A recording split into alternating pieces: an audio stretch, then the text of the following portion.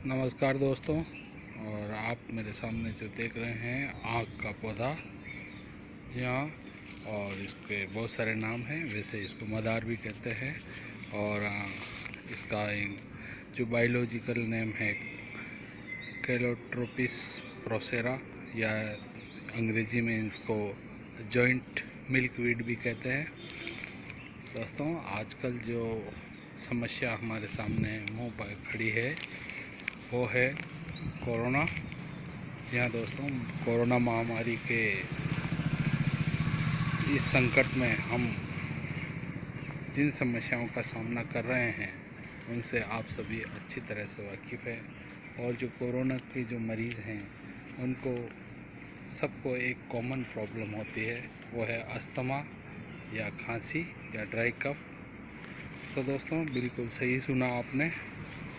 हम आज इसी पौधे को लेकर और इसी पौधे के उपयोग से अस्थमा या खांसी का हम कैसे निदान करें उसके बारे में चर्चा करते हैं। और तो सबसे पहले मैं आपको इसकी जड़ के उपयोग के बारे में बताऊंगा। दोस्तों, इसके जड़ को छाया में सुखा लें।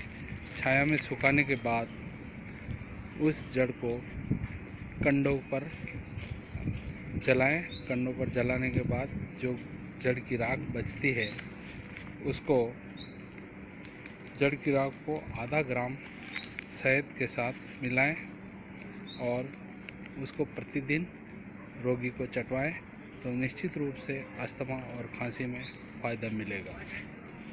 दूसरा जो मैं बताने जा रहा हूँ इसका प्रयोग, वो है फूल और फूल के साथ काली मिर्च और पीपल, तीनों को संभाग में लें और अच्छी तरह से खरल करें। और खरल करके उस मिश्रण को 5-5 ग्राम आप रोगी को चटाएं। दिन में 2 या 3 बार ऐसा करें और लगातार 1 हफ्ता तक करें तो आपको खांसी या अस्थमा से जल्द छुटकारा मिलेगा। साथ ही हम कोरोना से लड़ने में सक्षम रहेंगे। उम्मीद है दोस्तों, इसके जो बहुत सारे उपयोग हैं वो मैंने पहले बताए हैं, वो भी आपको पसंद आए होंगे और ये भी पसंद आया होगा।